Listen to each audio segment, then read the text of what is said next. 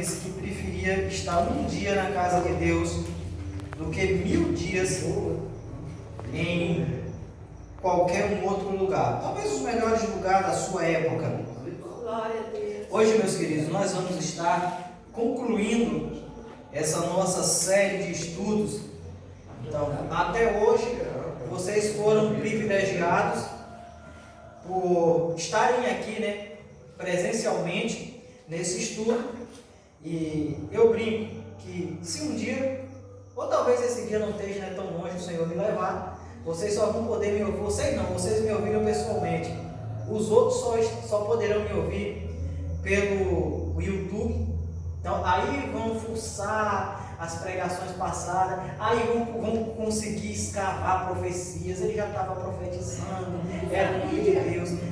E às vezes a gente perde o melhor da vida, que é aproveitar os ensinamentos que as pessoas têm para nos trazer hoje, porque o momento de aprender, né, é agora. Capítulo 21, o título: Os Novos Céus e a Nova Terra.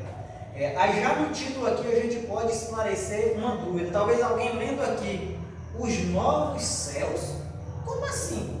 Não só é um céu? Se aqui está dizendo os novos céus, é mais de um céu.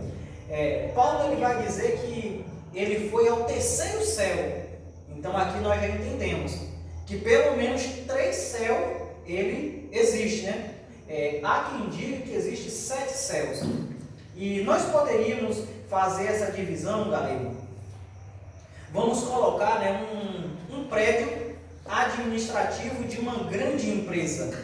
E digamos que esse prédio ele tenha 7 andares. Em cada andar está instalado, né, uma parte da administração da empresa. E aí vai subindo, né, do degrau mais inferior até o topo, aonde estão os diretores, aqueles que comandam todos que estão abaixo. E digamos que o céu funcione dessa forma. E o dono está no topo. Exatamente, juntamente que comanda todos os grandes, né? Porque tem um dono que é maior do que os grandes. E eu acredito que o céu funciona dessa forma. Existe o céu, um compartimento, digamos assim, no céu, onde estão alguns anjos. Existe um compartimento onde só é permitido arcanjo, né, de arcanjo para cima. E existe a parte do céu onde está localizado o trono de Deus. Aqui seria o topo, né? Seria o ponto mais alto do céu, onde está localizada a santidade de Deus. Então aqui a gente já esclarece que novos céus sim, porque existe mais de um céu, pelo menos é o que nos fala a Bíblia. E novos, aí nós vamos entender por que novos. Aí João ele começa: e vi um novo céu e uma nova terra, porque já o primeiro céu e a primeira terra passaram, e o mar já não existe.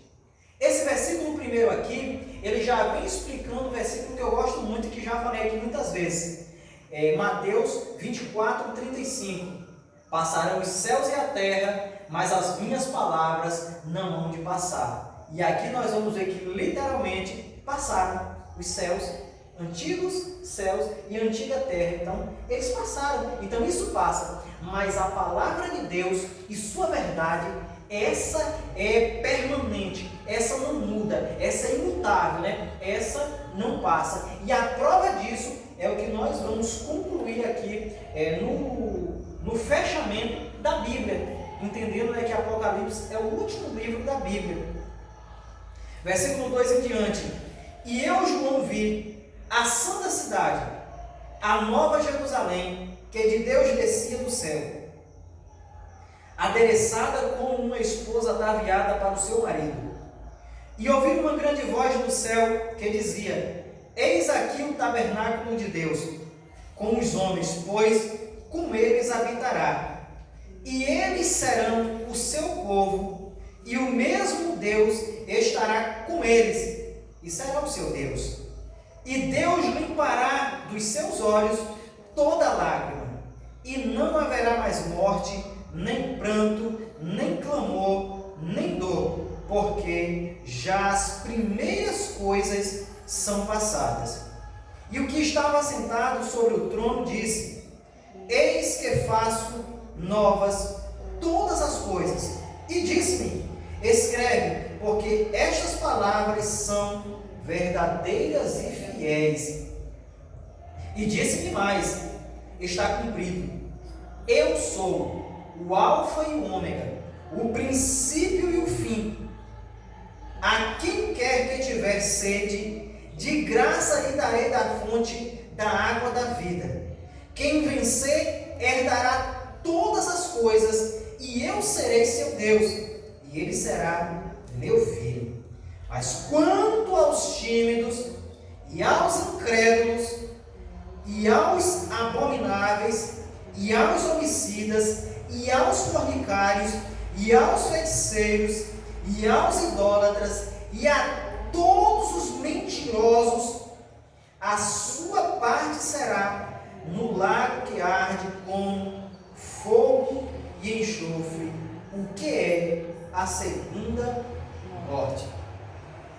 Irmãos, primeiro aqui nós vamos observar que João ele vê a santa cidade descer. Quem é a santa cidade? A partir do versículo 9, onde tem o título A Nova Jerusalém, nós vamos descrever como é essa cidade. Mas explicando essa parte, a santa cidade, a Nova Jerusalém. Ou seja, a Jerusalém celestial, que hoje está lá no céu. Eu não sei se ela já está 100% concluída ou ela ainda está se aprontando. Mas João vê ela descer, semelhante a uma noiva, bem vestida, bem trajada, para o seu casamento. Então aquela é realmente uma cidade muito linda. Então ela é descrita. E essa Nova Jerusalém, ela vai descer e ela vai ficar flutuando em cima da Jerusalém terrestre que hoje nós conhecemos. Aí João vai dizer que aquela cidade é como se fosse um prêmio, um troféu, para aqueles que forem fiéis até o fim. Então, esses que conseguirem ser fiel até o fim, alcançarão essa premiação da parte de Deus.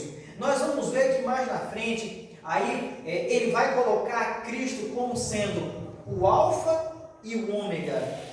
No alfabeto grego existe a primeira letra chamada Alfa e a última letra chamada Ômega. É como se fosse o A do nosso alfabeto, a primeira letra, e o Z. Então ele está dizendo, olha, eu sou o A e o Z, o princípio e o fim. O que é que Deus está querendo dizer para todo mundo com essa descrição? Ele está dizendo que Ele é tudo. Ele é o começo, Ele é o meio e Ele é o fim. É Ele que permite a situação adversa chegar, mas é Ele que lhe dá força para vencer a situação adversa. Paulo vai dizer, não veio para a gente, seres humanos, tentação que não fosse humana, mas antes Deus deu a você o escape. Aí eu vou usar até um exemplo aqui meio chulo, mas que pode servir muito bem. Eu sou casado com Dona Poliana. Dona Poliana é uma moça bonita, né? Tomara que só eu veja isso, porque eu tenho um facão também. Mas eu sou casado com Dona Poliana. A gente vive bem. De repente, lá na rua, eu vejo uma moça e cresço os olhos e digo, olha, a grama do vizinho realmente é mais verde, né? Aí eu caio em tentação. Eu caí por quê? Não, a tentação foi grande demais. Você viu o tamanho das pernas daquela mulher? Você viu como ela falava comigo? Eu caí porque eu dei lugar ao pecado. A gente cai porque a gente quer. Às vezes a gente brinca com a situação perigosa. Se eu sei que eu sou um homem e todo homem é atraído por uma mulher e tem uma mulher, a gente olha e sabe quem é uma mulher bonita e você fica próximo. Se você entende que ela está se aproximando de você e você continua lá, caiu depois. Caiu porque você não soube identificar os seus limites. Você é um homem e todo homem tem no sexo oposto uma fraqueza. Isso não é vergonha para a gente admitir. Nós só temos que fugir. Então, se a gente cai no erro, não é porque não tinha como eu escapar. Tinha. É que o pecado é bom. né? Às vezes o erro, a consequência dele é que é terrível, mas o pecado ele é bom. Então Paulo vai dizer, olha, antes Deus lhe deu o escape, e Deus ele vem aqui para dizer para todos nós que ele é esse todo, início, meio e fim. Então Paulo ele vai descrever, né, essa cidade. Primeiro ele traz apenas uma visão panorâmica de uma cidade que desce e que fica ali semelhante a uma noiva bem vestida. Mas, vamos aqui, sim, versículo 8, isso aqui é interessante. Versículo 7 ele vai dizer, olha, a quem vencer herdará todas as coisas, e eu serei o seu Deus, e ele será o meu filho. Olha que interessante, ele diz, ó, se você vencer, eu serei o seu Deus. Aí você era para dizer, olha, ele vai ser o meu Deus, então eu serei o seu servo. Não, ele vai dizer, você será o meu filho. Filho tem uma posição marcante, filho é melhor do que servo. Então ele está dizendo, se você for fiel até o fim, você não será unicamente meu servo, não, você vai ser o meu filho. Eu serei o seu Deus e você será o meu filho. Mas no versículo 8, mas quanto aos tímidos, galera, esses tímidos aqui não é aqueles que têm vergonha não, porque senão eu também estava aflito. Hoje eu falo muito, mas eu ainda sou tímido diante de muitas situações. Esse tímido aqui são aquelas pessoas que têm vergonha de pregar o Evangelho.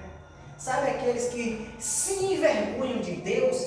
Então essa timidez é nesse sentido.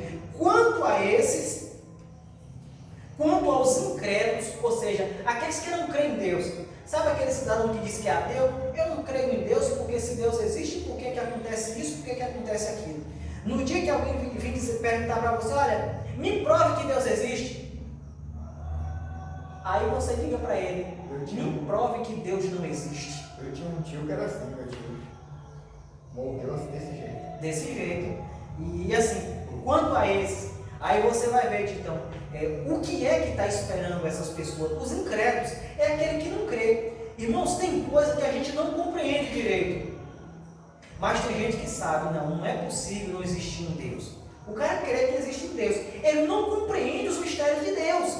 Mas ele sabe, ele acredita que Deus existe. É diferente. Aqui é aqueles incrédulos. Esses não acreditam em hipótese alguma. Quanto aos abomináveis, aquelas pessoas que fazem abominações, horrores, zombam e escarnecem de Deus. Quanto aos homicidas, aqueles que tiram a vida, a Bíblia vai dizer que se você não tem poder para dar a vida, então também não tire. Aos fornicários, aqueles que vivem, né, tipo adúltero, ou tipo os jovens de hoje, que o adúltero seria aquele que é casado, né, e tem casos extraconjugal. O fornicário é aquele que não é casado com nenhuma, né, mas é casado com todas, é o que eles dizem. Então aqui vive na fornicação, na prática ilícita do sexo. Quanto aos feiticeiros, aqueles que fazem feitiçaria, magia negra, que fazem o mal para as outras pessoas. Quanto aos idólatras, aqueles que adoram ídolos, aí alguém vai dizer, a Igreja Católica, não é só na questão de ídolo, um pedaço de madeira que levantou. Aqueles que, eu já vi uma época quando Justin Bieber era né? Era ainda uma criancinha que cantava. Ele fez um show aqui no Brasil e as meninas adolescentes desmaiavam, chorando, gritando. Isso é idolatrar pessoas. Tem gente, galera, que idolatra time de futebol, né? Vem para a igreja com a camisa do time, é uma coisa assim.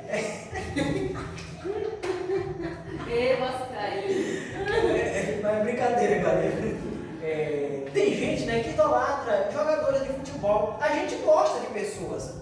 Existem artistas, né, que a gente tem uma simpatia. Até mesmo no mundo gospel, tem alguns pregadores, alguns cantores que a gente admira, né, que a gente acompanha. Isso é uma coisa. Outra coisa é o camarada ser fissurado, alienado naquele cidadão. Isso também é um tipo de idolatria. Quanto aos mentirosos, aqueles que têm uma mentirinha pequena, né? Diz que mentira tem perna curta e olho para fora, mas ela não é mentira, ela tem as perninhas curtas. Mas assim, aqueles que gostam de mentir, tem gente que mente tanto que até na brincadeira, uma situação séria, ela, antes de trazer uma verdade, conta uma mentirinha primeiro. Torna-se um hábito na vida daquela pessoa. Gente, isso é muito perigoso para o ser humano. Porque tem coisa que a gente, não, mas era brincadeira, gente. Mentira é mentira. E a Bíblia vai dizer que o diabo é o pai da mentira. Então, o pastor Evangelho brincava e dizia, ó, você que anda casado com a mentira, cuidado que o diabo é seu sogro. Mas assim, tem gente que mente muito, então nós temos que ter muito cuidado com isso. Aí diz, a sua parte é no lago que arde com fogo e enxofre. O que nós vimos, né, na semana passada, no capítulo 20, aí vai dizer que é a segunda morte. Então, o camarada morre agora e depois ainda pode morrer. Mas, irmãos, tudo isso que eu falei aqui, quanto às pessoas, né, que praticam tudo isso, que o seu destino é o lago de fogo, se ele não se arrepender. Hoje, Jamile, na nossa sociedade, os crimes, eles são classificados, né, de crime graves, crimes medianos, crimes leves. Eu acredito, talvez o nosso coração chegou a um ponto de insensibilidade tão grande que talvez tenha até deixado de ser. Mas eu acredito que para a maioria das pessoas, o crime mais terrível é o homicídio. Então, quando você diz, rapaz, tirou uma vida, é algo muito pesado. Mas, se aquela pessoa que cometeu um homicídio ou vários homicídios, ela se arrepender, ela tem salvação. A salvação não é para aquele que não peca. A salvação é para quem se arrepende. Tem gente que nunca cometeu um homicídio, mas cometeu uma série de pecados menores e nunca se arrependeu. O grande problema das nossas vidas não é os nossos erros, é a nossa falta de arrependimento. É o nosso coração duro, né, petrificado. Tem pessoas que cometem atrocidades, mas depois se arrependem profundamente. Nós vamos ver na Bíblia, né, o caso do apóstolo Paulo. Paulo, ele permitiu a morte de Estevão, ele perseguia a igreja, mas quando ele se encontrou com Cristo, a vida dele foi transformada, a vida dele foi mudada. Então, de um perseguidor do Evangelho, de um matador de cristão, ele tornou-se um cristão perseguido. E da mesma forma, eu digo, Gabriel, que Deus escolheu Paulo, porque Deus olhou para Paulo primeiro quando ele perseguiu o povo de Deus. Paulo era implacável, ele era excelente. Deus disse, eu quero esse homem com essas qualidades, com essa força, essa vontade, mas lutando do meu lado. E Paulo se tornou também um implacável na pregação do Evangelho. Ele foi o primeiro missionário. Paulo instituiu igreja em diversos lugares. O povo batia nele, apedrejava. Paulo saiu como morto de algum lugar. Aí você vai dizer, ele não voltou lá mais nunca. Era só baixar por ele, não voltar para pregar o Evangelho. Isso é o amor de Deus dentro do coração. Ah, mas aquela cidade me fez o mal. Eu estou pregando para aquela cidade que me fez o mal, para eles reconhecerem o seu erro e passarem, né, a fazer o bem. Então, esse foi o Paulo que mostra que o homem ele pode sim dar a volta por cima, se arrepender dos seus erros, porque a condenação não é para aquele que pecou, é para aquele que não se arrependeu, porque pecar, todos nós pecamos. Mas vamos dar continuidade. Versículo 9. E veio um anjo dos 7 anjos que tinham as 7 taças cheias das últimas 7 pragas, e falou comigo dizendo, vem, mostrar-te-ei a esposa, a mulher do Cordeiro. E levou-me em espírito a um grande e alto monte, e mostrou-me a grande cidade, a santa Jerusalém, que de Deus descia do céu, e tinha a glória de Deus, e a sua luz era semelhante a uma pedra preciosíssima. Olha aqui. A sua luz era semelhante a uma pedra preciosíssima. Olha a apelação de João aqui, né? Ele vai lá na frente, né? Para poder demonstrar em uma palavra que não era só preciosa, era algo que ia além do precioso, né? Preciosíssima. Como a pedra de jaspe, como cristal resplandecente. E tinha um grande e alto muro com 12 portas, e nas portas 12 anjos, e nomes escritos sobre elas, que são os nomes das 12 tribos de Israel. Ou seja, naquele muro tinham 12 portas, e em cada uma daquelas portas havia escrito o nome, né, de uma das tribos, das 12 tribos de Israel. Então, o Antigo Testamento representado no muro da cidade santa. E da banda do levante tinha 3 portas, da banda do norte 3 portas, da banda do sul 3 portas, da banda do poente 3 portas, e o muro da cidade tinha 12 fundamentos. Olha só, 12 fundamentos. E neles os nomes dos 12 apóstolos do Cordeiro. Nós vamos ver que no muro tinham 12 portas, o Antigo Testamento. As primeiras portas, né, que se abriram para mostrar o Deus verdadeiro e o Deus único, né, o Deus um, porque os outros povos eram pagãos, eram politeístas, né, eles acreditavam em muitos deuses, mas lá de Israel, né, vem a certeza de que só há um Deus. E nos fundamentos, né, na fundação desse muro, ali havia os nomes de cada um dos 12 discípulos, porque se o Antigo Testamento é a porta, o fundamento, aquilo que vem, né, fundamentar tudo, principalmente para a gente, gentios, são os 12 apóstolos que vêm aqui representar a igreja do nosso tempo. Amém. E aquele que falava comigo tinha uma cana de ouro para medir. Essa cana de ouro aqui é como se fosse uma trena para o galego, né, Gabriel, que trabalha com um negócio de construção, e a gente sempre tem uma trena, né? Antigamente era escala, isso é na época de galego, era escala, agora é trena, que é mais moderno, é uma coisa mais bonita, mas essa cana de medir é tipo uma trena mesmo para medir. E a cidade estava situada em quadrado, e seu comprimento era tanto como a sua largura, e mediu a cidade com a cana de 12.000 estádios, e o seu comprimento, largura e altura eram iguais. E mediu o seu muro de 144 côvados, conforme a medida de homem, que é de um anjo. E a fábrica do seu muro era de jaspe, e a cidade de ouro puro. Olha só como era essa cidade, de ouro puro, semelhante a vidro. Nós vamos observar, galego principalmente, que Titão, que tiveram em quase todos os estudos, em muitas oportunidades, João ele vai falar nessa questão do vidro transparente.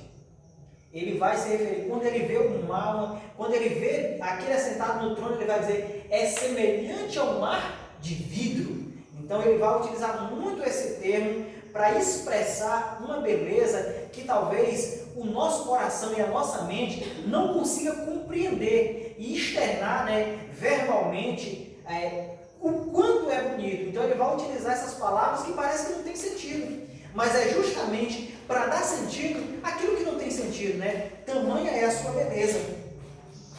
Os fundamentos do muro da cidade estavam adornados de toda a pedra preciosa. O primeiro fundamento era de jaspe, o segundo safira, o terceiro calcedônio, o quarto esmeralda, o quinto sardônica, o sexto sárdio, o sétimo crisólito, o oitavo berilo, o nono topázio, o 10º crisópraso, o 11º, ou seja, o 11 jacinto, o 12º, o 12, o 12º ametista, e as 12 portas eram 12 pérolas, cada uma das portas era uma pérola, e a praça da cidade de ouro puro como vidro transparente. Agora, imagine uma praça, era a praça que era de ouro. Pense, aqueles assentos, né, aqueles bancos que a gente vê nas praças hoje é de cimento. Pense aquilo tudo de ouro, os canteiros de ouro, com aquelas plantinhas, né, com folhas de ouro. Eu não sei se vocês conhecem, não tinha muito uma plantinha que a gente usava, Titão deve saber, chamada pingo de ouro, né? Que tem umas folhinhas meio amareladas. Agora, nem se encontra muito. agora você imagine, né, naquela cidade eu acho que os canteiros de ouro vai ter umas plantinhas assim, um bico de ouro, mas é ouro de verdade. Então você vê o tamanho da beleza. Ele descreve aqui todo tipo de pedra preciosa que o ser humano conhece, todo tipo de metal nobre, né? Tudo aquilo que vem para expressar não apenas beleza, mas poder. Quem é que tem joias de ouro, de diamantes, de esmeraldas? Quem é rico? Eu me lembro que a apresentadora Hebe Camargo, né, antes de falecer, ela sempre se apresentava nos eventos com joias valiosíssimas. As joias dela valiam milhões. Então, isso demonstrava a fortuna, a riqueza, o poder que ela tinha. Então, essa cidade não é só para demonstrar para as pessoas beleza, é para demonstrar realmente o poder de Deus. E hoje, às vezes a gente luta, né? A gente vai casar e aí você quer uma aliança de ouro. Então esse é o sonho de todo mundo. E é caro, um pedacinho de ouro, que muitas vezes não é nem ouro puro mesmo, né? Misturado com latão, e a gente quase não consegue pagar. Eu, quando fui casar com o Poli, eu comprei o par de aliança, na época R$600. O salário mínimo parece que era 500 e pouco. Então, um par de aliança foi mais que um salário mínimo. Olha o tamanho do sacrifício. Ainda bem que valeu a pena. Já pensou se tivesse? Eu ainda tenho a minha, né? E a minha eu perdi. Ainda por cima eu perdi. Mas, diante de tudo isso, nós vamos morar em uma cidade que até a praça é de ouro. E é nossa, é para o nosso, é para a gente usufruir. É para o nosso bem-estar. É você dizer, não, eu estou aqui. Mas só vai chegar lá aquele que for fiel até o fim. Aí você vai ver muitas pessoas que no passado cometeram aqueles delitos, foram homicidas, foram fornicários, foram até mentirosos. Sabe quantos piadistas? E você fala, rapaz, o cara lá no céu fazendo graça, mas só falando verdade agora, né? Amém. Então aqueles que venceram as suas limitações, porque o céu é para quem for fiel até o fim. Versículo 22, e nela, isso eu achei interessante, não vi templo. O que é que esse templo vem simbolizar aqui para a gente? Instituição religiosa, placas denominacionais. Lá não tem. Sabe por que não tem? Porque o seu templo é o Senhor Deus Todo-Poderoso e o Cordeiro. O único templo que nós vamos precisar é a presença de Deus. E Ele vai estar lá. Então todo mundo vai estar unido. É por isso que se a gente tiver algum desafeto em outra denominação, a gente que eu falo somos nós pastores, porque os membros comuns normalmente eles não brigam. Mas aqui no nosso meio, quando a gente sobe cá para cima, às vezes é briga de espada mesmo, daquelas brabas. Nós temos que resolver esse problema aqui. Pense, lá no céu não tem um céu para Batista, um céu da Assembleia, um céu da Deus é Amor. É um céu só. E se eu vivia aqui pelejando contra o meu colega, eu não tinha como colega e sim como rival? Até vou citar um exemplo aqui. Quando nós começamos a construir aqui, tem a igreja aqui do lado. Tinha muita gente que dizia, rapaz, o lugar parece até que é bom, mas já tem uma igreja ali. E desde o primeiro dia eu profetizei. Eu disse, não, nós vamos trabalhar com o mesmo objetivo da igreja aí do lado, em parceria. E eu vou dizer para vocês, o pastor daí é um homem que é até mal visto por algumas pessoas, mas me ajudou desde que a gente começou a construir aqui. Galego sabe, quando a gente precisava, ele estava aí. E depois Deus é tão bom, né, que me deu a oportunidade também de ajudar ele em algumas coisas, porque a gente tem que caminhar junto. Nós não podemos ter desafeto. Às vezes, como eles têm uma igreja bem mais estruturada, eles têm um equipamento de som muito bom, o culto de domingo deles, quando eles começam lá naquele louvor instrumento, tem um barulho que até parece que vai incomodar, mas não incomoda. Eles fazem o culto dele e a gente faz o nosso. E assim a gente vai levando. No dia que for viável, a gente vai lá, faz uma visita, eles vêm cá, faz uma visita. Ou a gente trabalha em união, meus irmãos, ou nós não vamos conhecer essa cidade. Ela é bonita para a gente chegar lá, viu? Amém.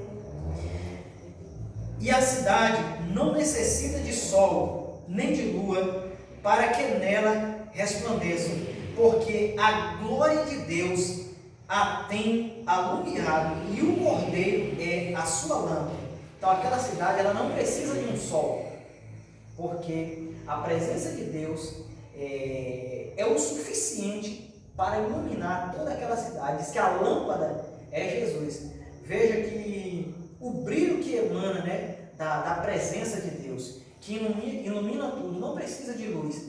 E a Bíblia diz que nós teremos um corpo semelhante ao corpo de Jesus. Agora pense, tochas acesas, então vai ser um brilho muito agradável. E os nossos olhos vão estar acostumados a enxergarem toda essa grandiosidade. E as nações andarão à sua luz, e os reis da terra tratarão para ela a sua glória e honra.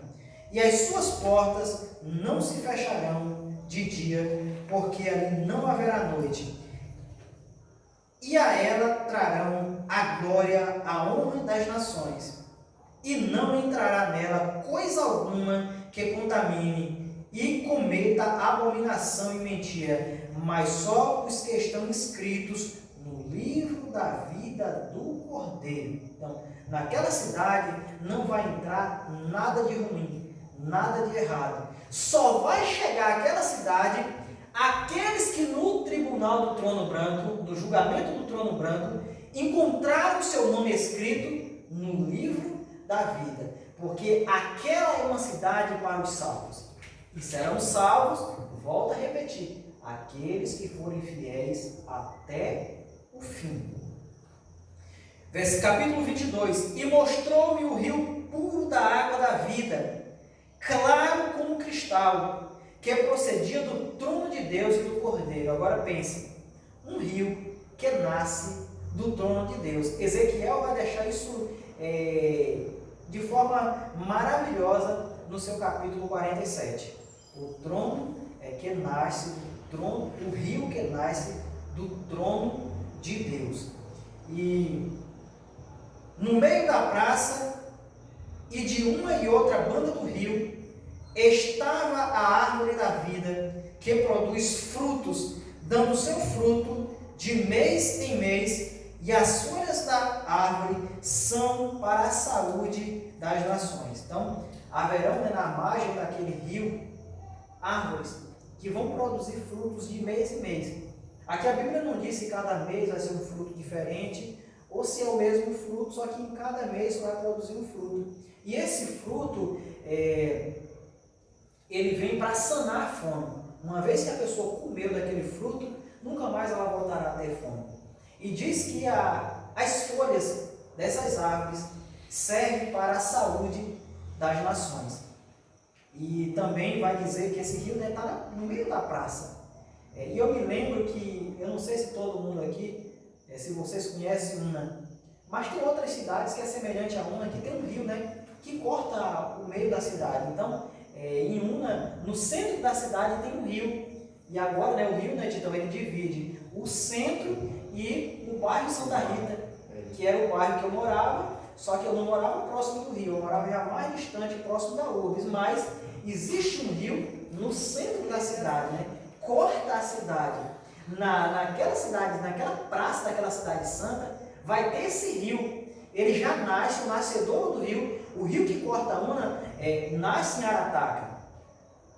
O rio que vai cortar a praça da santa cidade nasce do trono de Deus. Arataca é próximo lá de Panelinha, né, galera? É tudo por perto ali. O rio Aliança passa também em Panelinha? Acho que não. Aliança? Aliança não. Não, né? Não. O rio Panelão.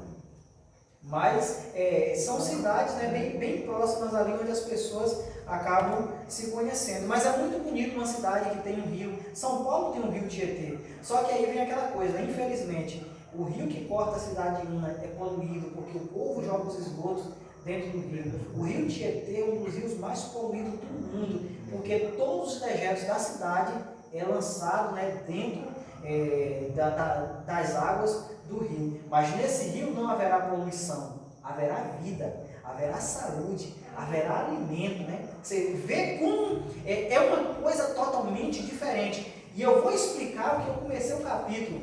Deixei para o final, novos céus e nova terra. Por que nova terra? Glória a Deus.